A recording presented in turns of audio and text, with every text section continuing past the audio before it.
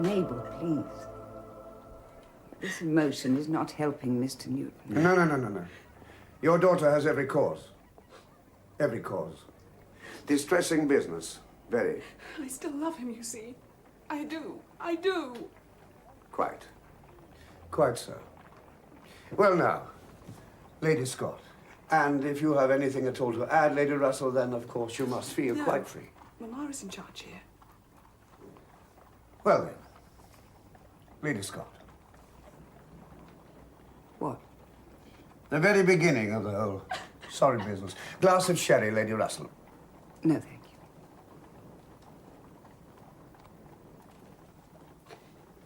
The boat. It began 5 years ago with the boat. And what boat would that be, Lady Scott? His boat, of course. What else? Yacht, he called it.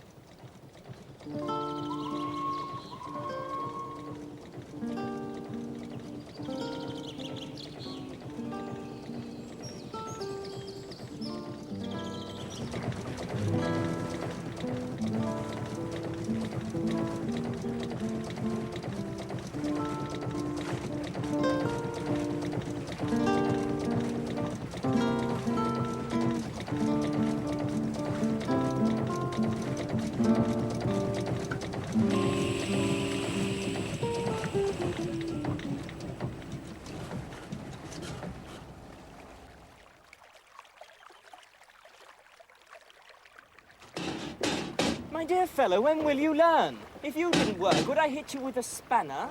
It'd be black and blue. Very funny. I think I was going to get the pole. Right, yes, grab this pole, Down this end, now push.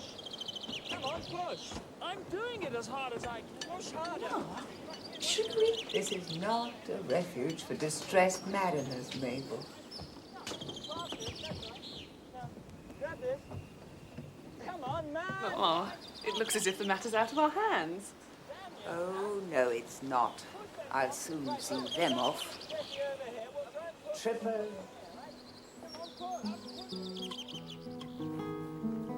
Here, where all the world is quiet. Here, where all trouble seems dead winds and spent waves riot. In doubtful dream of dreams, I watch the green field growing, for reaping folk and sowing, for harvest time and mowing, asleep. world of streams. Dear Swinburne. Mabel. You don't care for verse, Miss Mabel? Oh, well enough. I'm afraid my daughter's more interested in her frocks. At school, I liked it. Well enough. Lord Russell doesn't want to hear about the schoolroom, Mabel. No, please. A favourite poet, then, in your girlhood? Lord Tennyson. Tennyson.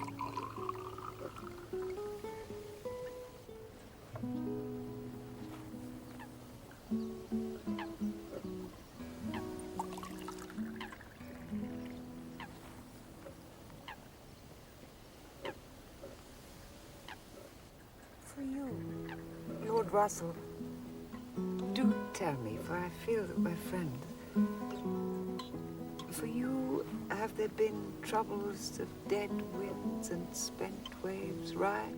His poem, The Charge of the Light Brigade. Oh, what spirit! Much sadness. Much loneliness. I sense that from the first meeting. Lord Cardigan, of course, How can I led the explain charge. these things? And his widow, Lady Cardigan, old though she may be, Lady Cardigan is a great friend. Lady Cardigan. I thought she'd be dead long since. Oh, no, far from it.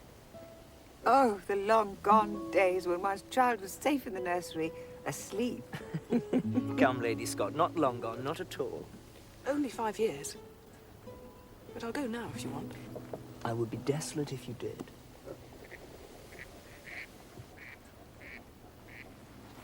Sweet thought. Yes. When like souls meet, there is music, a harmony between them that echoes to the circling stars. Ah. I have never known that.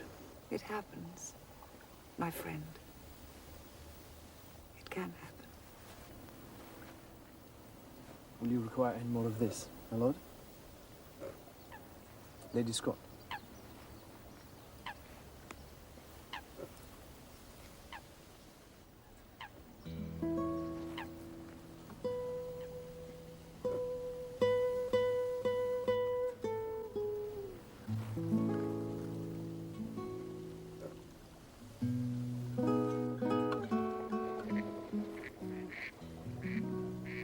My late husband was not like that. But a man of our most wonderful time. He must be... Go on. To bore you? No. He must be the poet. He must be the man of action. He must be the man of most tender love, the adventuring wanderer. He must be the man of sensitivity, of skills, of mechanics. All of these things must be the one man. And you. He must be the universe. In you. I see this. Mama, I'm catching cold up here.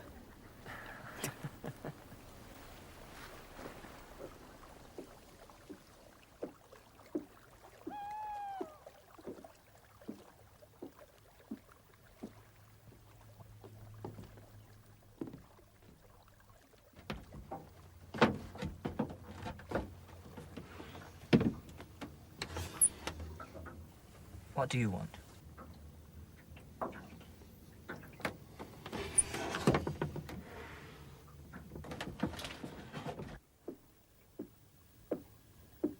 My dearest Lucy. Oh, such news. A star has appeared in my tiny heaven. And what a star. Fine bloody cruise this is turning out. Oh, do stop grousing. Oh, it suits me. Well, it doesn't suit me. Open a bottle and shut your mouth. I thought you said you could mend things. I can. Well, you're not mending your boat. I'm on holiday. Enjoying myself. For once. I wish I were. Why aren't you? This. What's wrong with this? Mama makes me do it. I'm beastly rotten at it, and I always will be. Show. Bring. Let me see. I will not. You shall. Shan't. Then I'm afraid, my dear, I must take it from you. Mabel! Mabel! A young man. Far too young, of course. But, dear friend, this young nobleman and I are so en rapport. I say no more than that one may have hopes, foolish though they may be, I know, that at last friendship, closeness, intimacy of the heart are mine.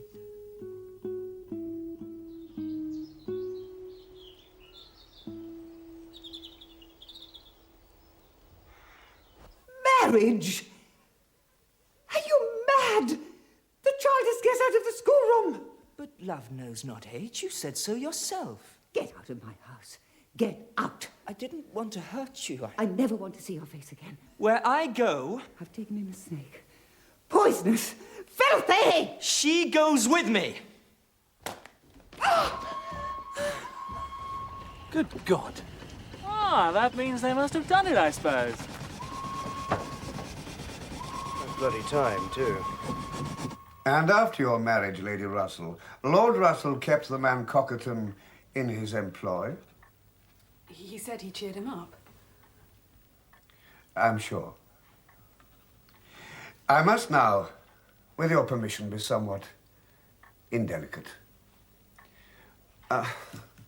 Think of me, if you wish, as, well, as The family doctor. Exactly what I said, isn't it, Mabel? Quite so. Quite so. The night of your wedding, Lady Russell, tell me now, were the nuptials consummated? We were both very tired. I see. And subsequently?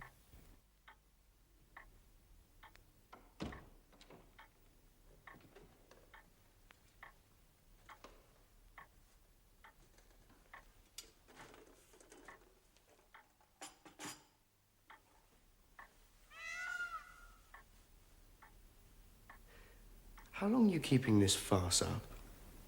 Get out. Morning, milady.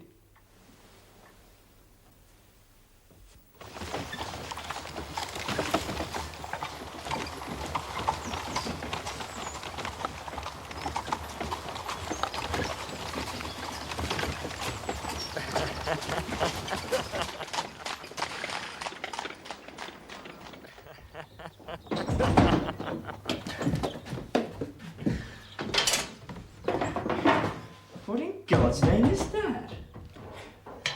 It was worn, I believe, by the late Lord Cardigan at the charge of the Light Brigade. His widow wears it now when bicycling. That'll have been her machine by the door. Silly old bitch.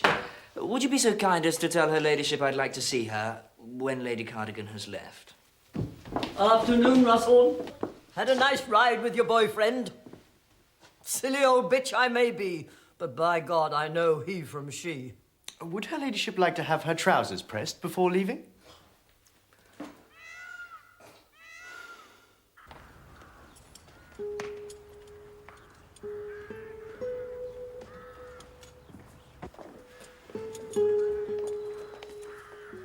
Mabel.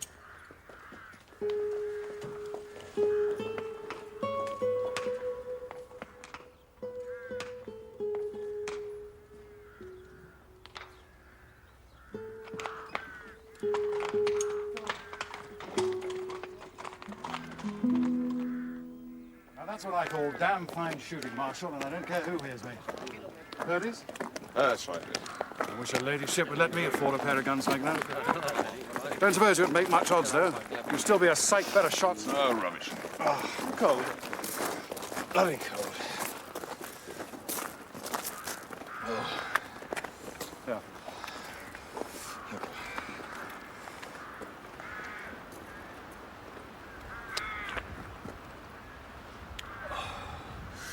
Thank you, that's better.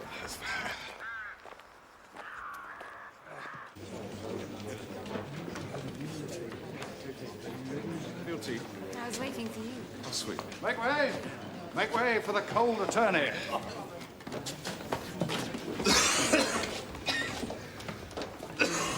you sure you're feeling quite well? Oh, it seems to be a slight chill. You look very pale. I told him so. And not to go out today. Dear Miss Kroger, have some tea. I wonder if you were so kind as to have somebody run me a bath, George. That should do the trick. We look forward so much to your music. You are all right. Perfectly. You're sure? And what shall you be giving us? Beethoven Bagatelle, a little Mozart. Dear Mozart. Now, if you'll excuse me, I must do some work before dinner.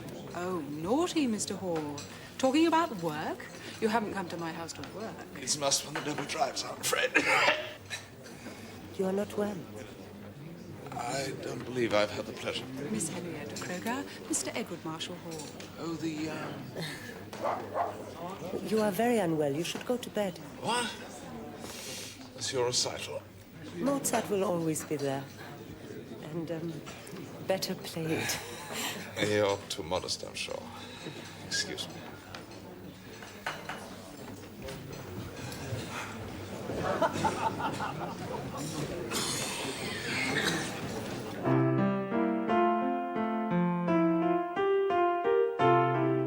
No, please, don't let me interrupt you. Forgive me, but it is so difficult. But you make it sound easy. An amateur. And the word means one who loves. But I am perhaps that. Indeed you are. Miss Kroger. Such musical people, you Germans.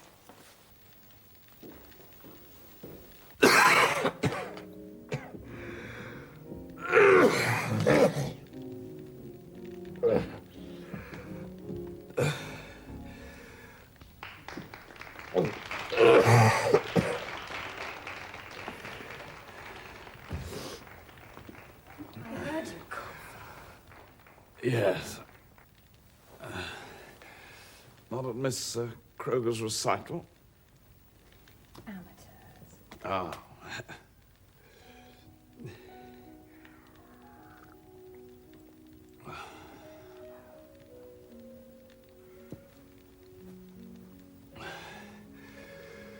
Pleaded a meagre. Pleaded a lucrative brief. Edward, you're not well. You work far too hard. How long will the music last?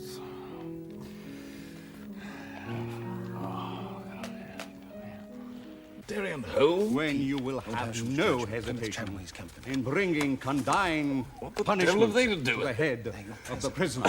President?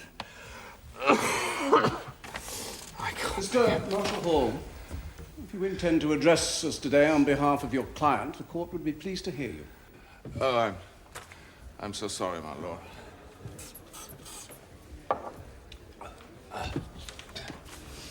The facts of the case are few and simple, gentlemen, and they are these. My client was charged by Detective Inspector Sims on the 30th of October last with having broken and entered the premises of Welby and Son with burglarious intent. Traces of blood were found on...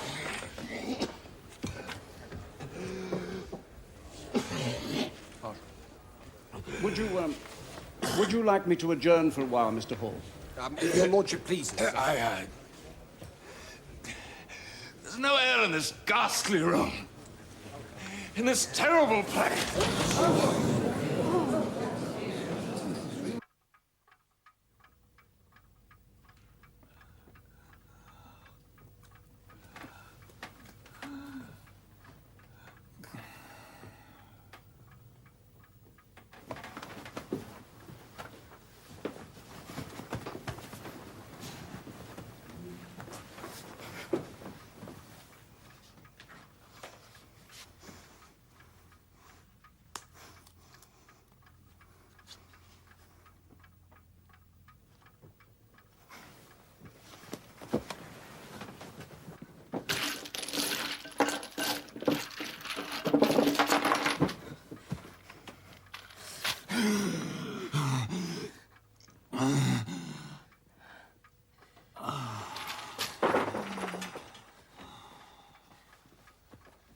You do? Thank God. Early days, mark you. Very early. And can you give me any idea, Doctor, any idea at all, when he might be back in chambers? Are you mad? He's much needed. Then he'll have to go on being needed for another 12 months. Oh. Bed, rest, 4 weeks, then slow convalescence. South of France, Italy, somewhere warm.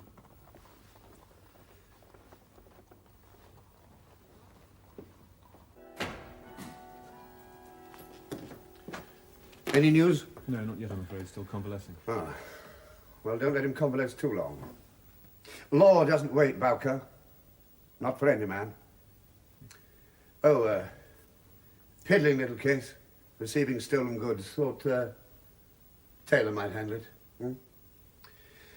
Yes. Well.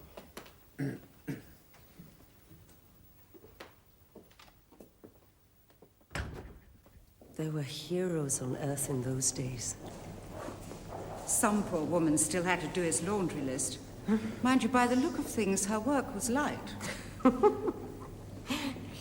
think he dressed more formally at home. You never can tell with foreigners, my dear. I do hope my brother isn't going to keep us hanging about all day. We are in the right gallery. Well, right museum anyway, and well past the right time. What on earth are you doing in here? Waiting for our luncheon is what we're doing. The Chinese rooms. I said quite distinctly, I remember. Then your memory's at fault. Impossible. Besides, I never waste time looking at all this classical rubbish. Rubbish? Miss Kroger, may I introduce my ill-mannered brother, Edward? Now that I see you, I think that we have already met. Of course, of course. It was at Lord Burnham's, the shooting party. Yes, you played the, Piano. Quite beautifully. No, you did not hear me. You were ill. Oh, I heard you. Miss Kruger's on one of my committees. How are you today? All the better for getting out of the house. Fed up with this thing. Hey, careful. Thank you. You surely did not mean what you said. About what? That all this was rubbish. Oh, he's capable of any nonsense. Luncheon? Stinks of school. Latin primers. It's Greek. Worse. Do come along, please. And the Chinese. There's a civilization. Well, I don't deny it, but that doesn't exclude all the others. Perhaps, but one only has so much time to give. Quite so, and I'm giving mine. Can you manage with that thing? Yeah, catch. Miss Kruger shall be my support. I don't know what I'm expected to do with this. Beat your brother if he starts saying silly things again. Waste of time. You can't knock any sense into him. You can try. You should be resting. I am resting. The nurse told me of your little escapade. I'm sure she did. I refuse to accept any responsibility. Excellent.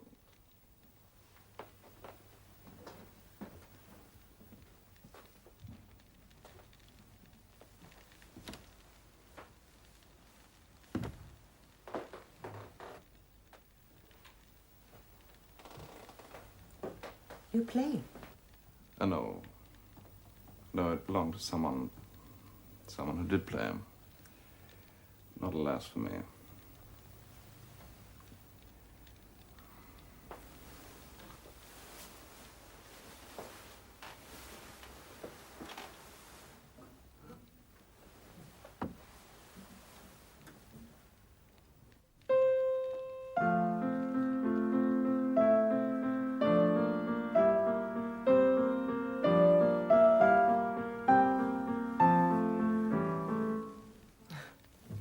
I must go. No, please. Play something. For me. Your doctor said you should be resting. Fears for my heart. And what he might. Play.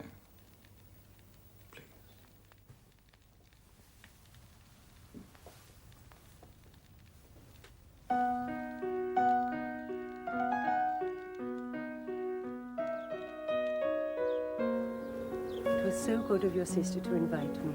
I asked her to. Did you? Oh, yes. Even so. How long can you stay? I have no pressing engagements. Good, then that's settled. Is it?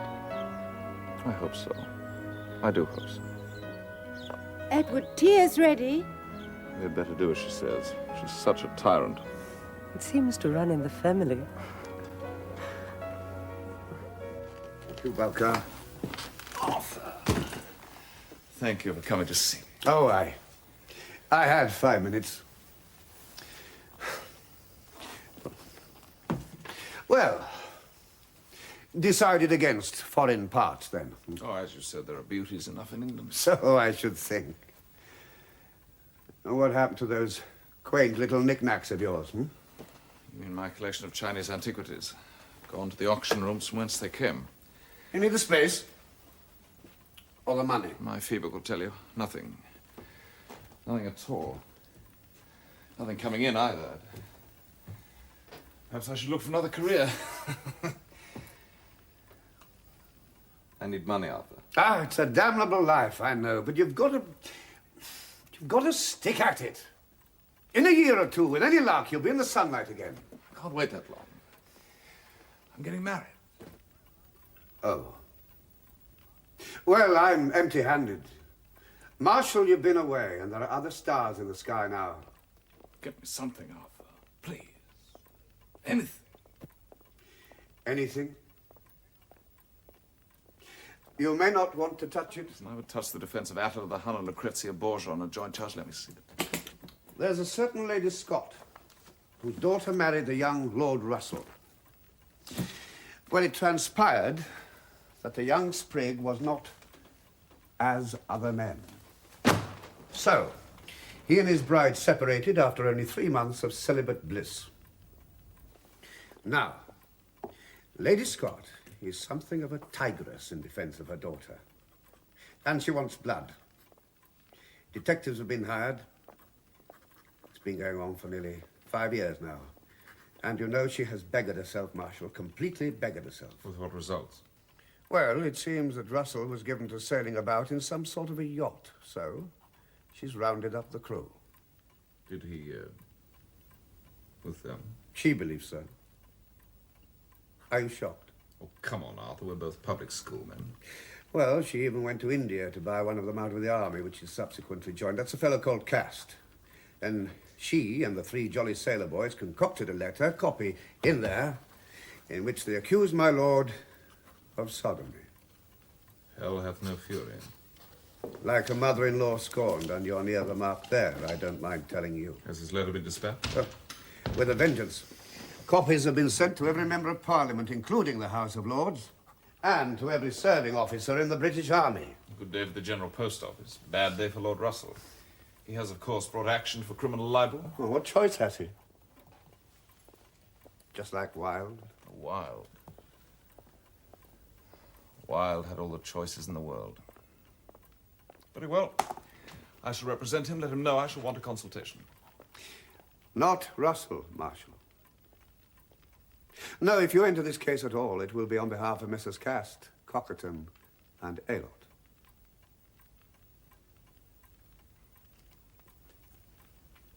Sailors? That's right. Lawson Walton's appearing for Lady Scott. Good man. Would, I suppose, be widely reported? Oh. Society scandal, always is. The brief's marked at, 500 guineas. Bowker! Everyone, no matter how black things look, is entitled to a defense. The other detectives, what have they found? Nothing. I'm sorry, my lady. He's followed? Day and night. You're missing something. I know his nature, filthy, disgusting, perverted. We can find no proof. Might I suggest you abandon this investigation? Proof? Proof? I have proof enough to hang any ordinary man. Is it too much to expect you to find some too? Is it? God knows I pay you enough. Give it up, my lady. There's nothing. Truly. No. Never, never, never. Though I'm stripped of everything I own, I shall not rest until that sodomite is in jail.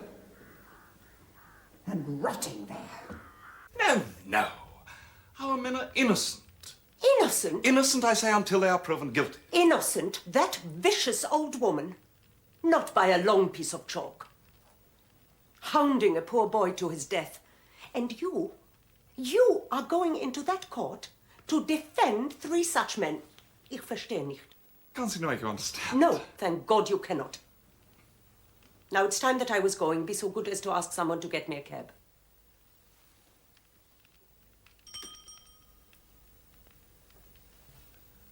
Shall I see you tomorrow?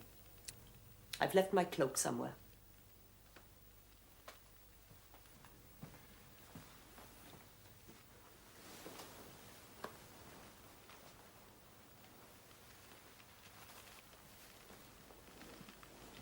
Shall I? Well, of course, why ever not?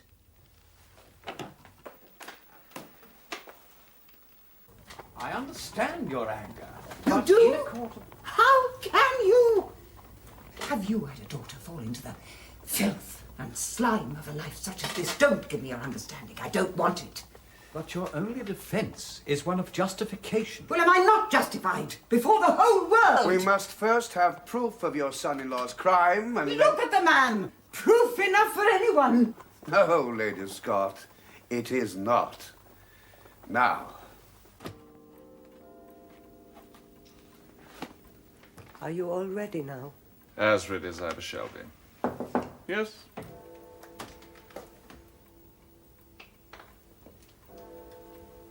Thank you for my beautiful present. Thank Mr. Bowker for my tea. I must finish my shopping. Ah, shopping. Books. Henriette, You were concerned about justice in this case of mine. I think I can assure you, my love, that justice, by any standards at all, will be done. Marshal Hall has been briefed for Cockerton, Aylott and Cast. Someone had to be. Indeed, yes. But this man... I must warn you, Lord Russell, that if there's any chink, the slightest chink in your armour, he will be through it. I am proof against him or any man.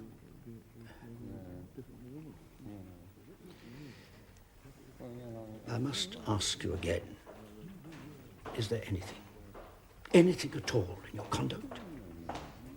Friendships? I have friends. I need friends. Good God! Don't you? Doesn't any man? Is it a crime? No crime. Unless friendship transcends the bounds that society wisely sets. It is my need, not society's, that bounds my love. Do not mention that word. I do most earnestly beg of you, do not mention that word. Love? It is not admitted.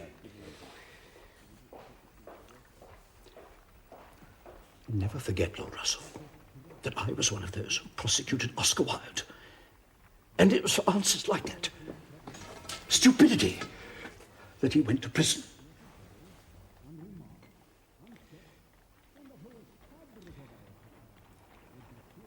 Now, the man Cockerton, why did you dismiss him from your service?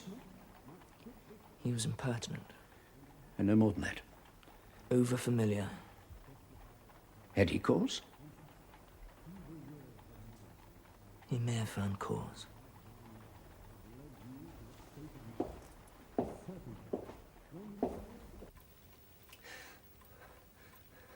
There's something I must tell you.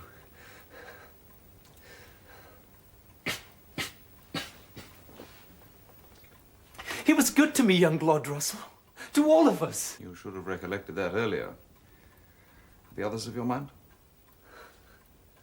Not Cockerton. Not him. He's bad as the old woman. Bad? Getting his own back. That's all he thinks about. Laughs about it, making it a joke. No laughing matter, though, is it?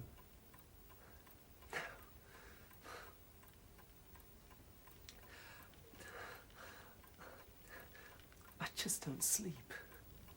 All right.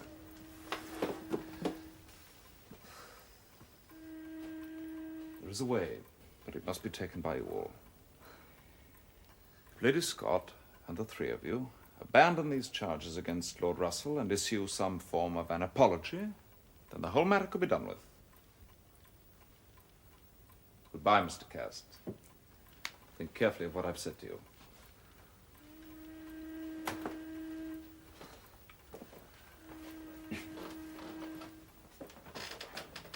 And take care of your health.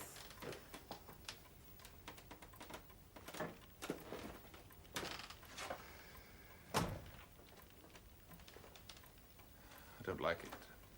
Talk to Lawson Walton. Lady Scott must be made to see sense. No, I will not. Not ever. Lady Scott, listen to Mr. Lawson Walton, please. Two of your co-defendants are uncertain. Let's put it no more strongly than that. Let them be what they like. I am certain. Well, that is no matter, because the defense is one in toto. Let any one of you break, and the matter is finished. And you, all four of you, will go to jail. You dare threaten me with jail? I do not threaten, Lady Scott. I warn. That sodomite Wilde went to jail. Let this creature follow him.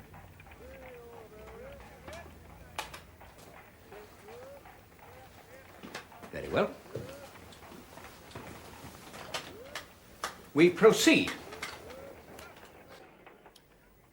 My client, a young man, nobly born, wealthy, and with all the talents, met by what, gentlemen of the jury, you may consider ill-starred accident, Lady Scott and her young and beautiful daughter. The older woman, this widow of straitened means, and scant expectations, welcomes him into our house, making many, many protestations of deep friendship. What else, you may think, would such a woman do if such a glittering ornament fell into her... My lord...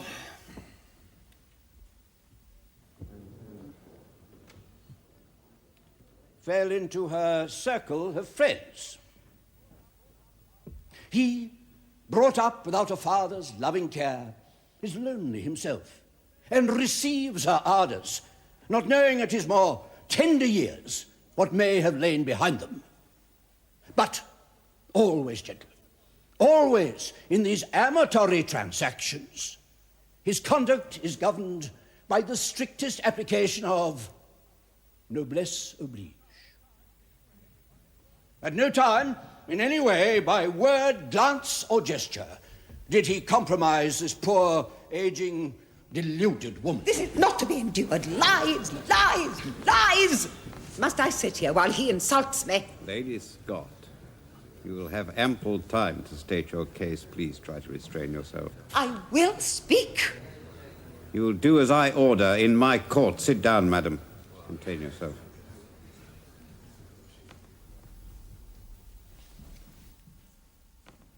I thank you, Lordship. As I was saying, gentlemen, he did not compromise this lady, whose volatile nature has perhaps been demonstrated to you. Now, you may have observed in your lives that autumn and spring make poor companions, and it is not unnatural, therefore, that in that ménage he and the daughter of the widow should feel a strong mutual attraction, that despite the envenomed outbursts of the night's relict, they should wish to marry. If Lady Scott had let them be, let their love flower, who can say what the outcome would have been? But she did not. She could not. And then a friend, a false, bitterly false friend, was introduced into the bosom of what could yet have been a happy family home. A mind, a pure, fair, innocent young mind, was poisoned against my client. Words, imputations were dropped into our ears, which should never have been whispered to a hardened woman of the streets, let alone a young and tender bride. 2 elderly harpies now circled the domestic hearth, and, yes, roosted in the very bedroom. Should we marvel that against their shrill cries and bitter inventions, this marriage broke down? Well, Russell, would you oblige the court by telling the court where you were educated? Winchester. And, you were happy there? I was not aware that English public schools were founded for the pursuit of happiness. But yes, I was happy enough. You, made some close friends? Thank God that I did. Their friendship sustains me to this day. I am glad to hear it. And, after Winchester, did your education proceed? Yes, I went up to Oxford. Oxford? And at what college were you undergraduate? Balliol. The master of that college was Dr. Benjamin Jowett, was it not? Yes. And then you were fortunate in your tutelage. And tell me, what class of degree did you obtain? I didn't. Why ever not? I left before taking my degree.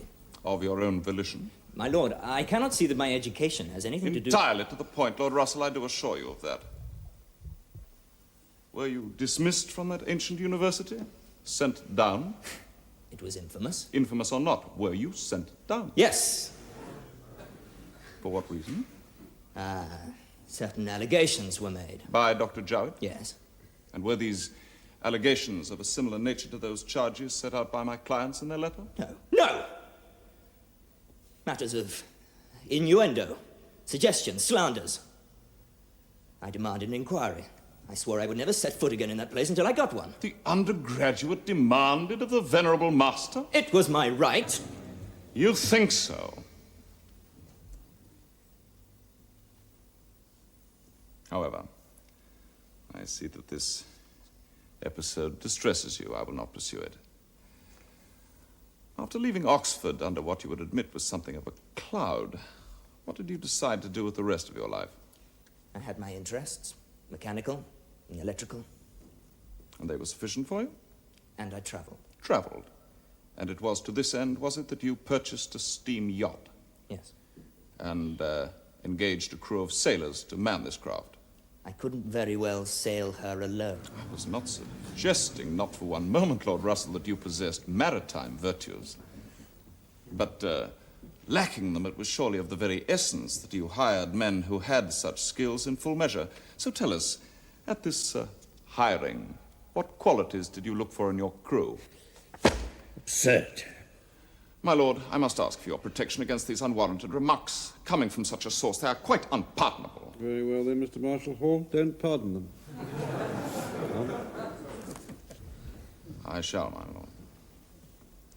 What, I asked, and I ask again, were the skills which you looked for when you recruited your crew?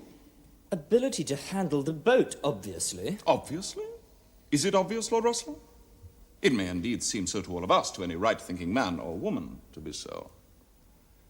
But why then did you ferret out 3 men, only one of whom had ever set foot on a boat before?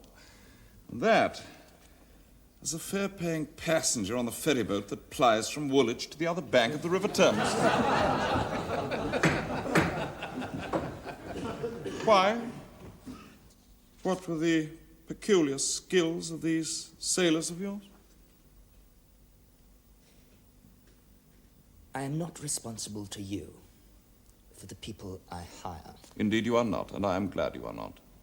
Why did you engage 3 landlubbers to sail your boat? What? They seemed fit for the task. Oh, and what task was there? Oh, this is quite insupportable. There were many, many qualities. Oh, indeed there were. Let me list some. Mr. Cast was engaged by you because he knew a bottle of Moselle from a bottle of Hock. Mr. Aylett because of his charming skills on the guitar. Mr. Cockerton because of the elegance of his conversation which you discovered whilst entertaining him to a champagne supper. Not, I fear, Lord Russell, the qualities which won for this nation the Battle of Trafalgar. What you did in that terrible place was monstrous. Yes, I know. You don't have to tell me. Then why? Why do such things? It is my profession. Accustom yourself to it. I am hired like any ordinary tradesman to do a job of work. Thank you. But I do it with all my strength and all my skill. And on occasion, with all my cruelty. Edgar. Excuse me, Miss Kroger. It's Cast, sir. He's collapsed. They've taken him to hospital. Helen!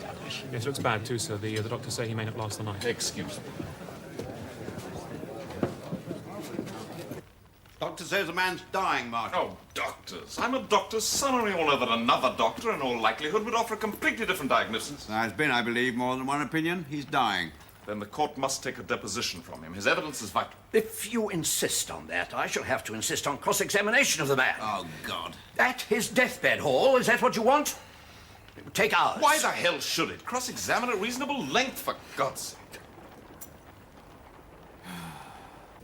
Marshal, you are pushing for too much. Listen, our defense is one in toto. Take one man away and all's lost. We have to get a deposition from Cast, however sick he is. My lord, I must say to this court that counsel for the prosecution are trying to prevent the taking of Mr. Cast's evidence by insisting on lengthy and exorbitant cross-examination. What are you suggesting, sir? If I am not allowed to take a deposition from my client, then this court has patently prejudged the case.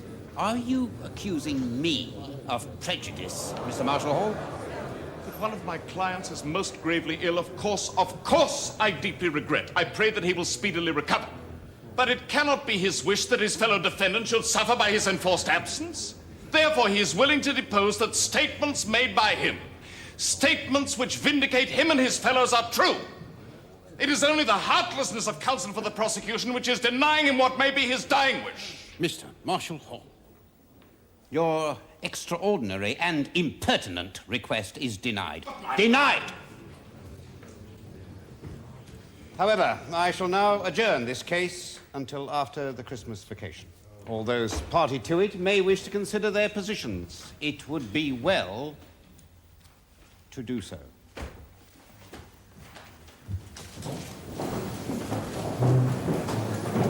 All those who have business before this court now depart.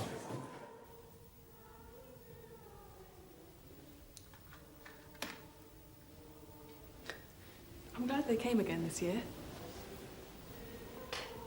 Perhaps it's a sign. Of what? A better year ahead.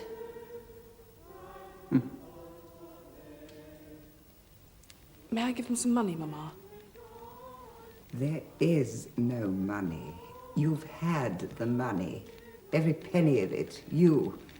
And that man. It was not my wish!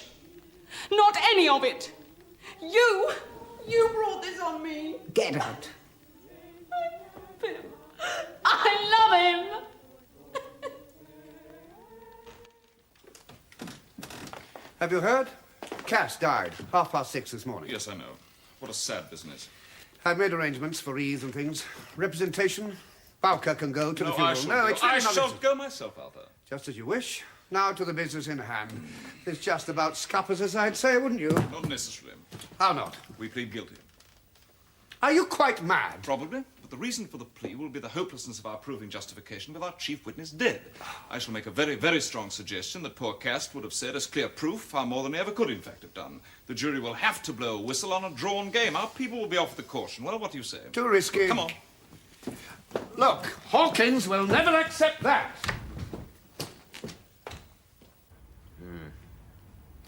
And that's the plea you'll enter? Yes. Guilty. Yes. Well, let's have a glass of Madeira. Sustaining, I always think, of a cold morning. But I don't like it. This guilty plea, I don't like it. Leaves the whole thing up in the air, and it should never have been brought out in the open. Never. Our class enjoys privilege, wealth. Well, there's nothing wrong in that. They've been earned, but they must be protected. Cases like this, damn it all, man, they're an open road to socialism. Once draw back the curtain, let the people look in through the window, and they'll have the silver off your table. Now, looky here.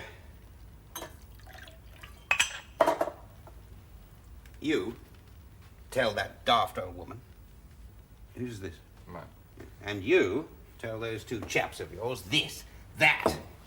If they withdraw this damned letter and make some gesture of apology, only a gesture, mind, and I'll let them all off. I'll have to bind them over, of course, otherwise they'll all start up again as sure as ninepence. But they can walk out of my court free as air. What do you say to that? Thank you. Thank you, my lord. Good. Well, off we go then. Has she agreed? Eventually. And with a damn bad grace. Thank God for that. What about your two? They'll do as they're told.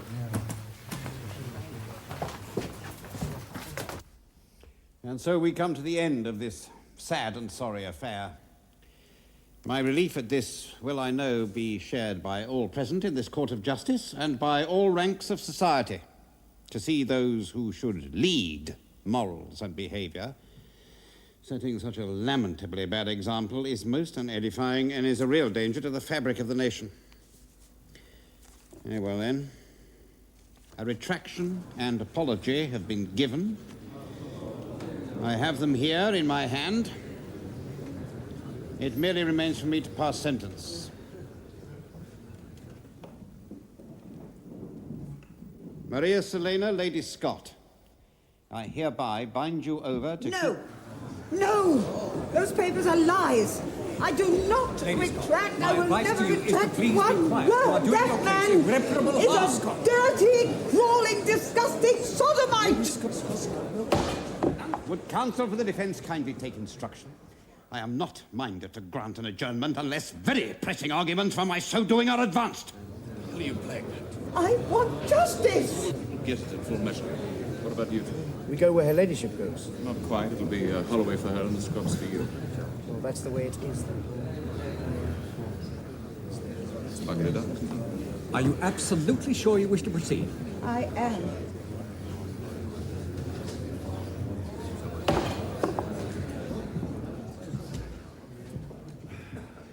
My lord, my client instructs me to say that she wishes unreservedly to withdraw her apologies to Lord Russell and this court.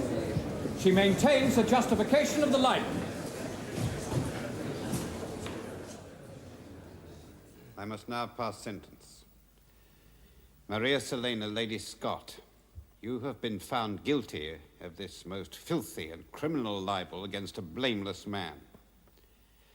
I therefore sentence you to a term of 8 months imprisonment. It is true. Every word is true.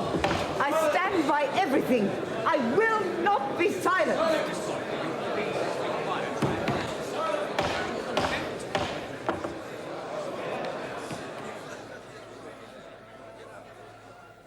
You remember? I told you to be patient, and that justice would be done. I think you have been very lucky.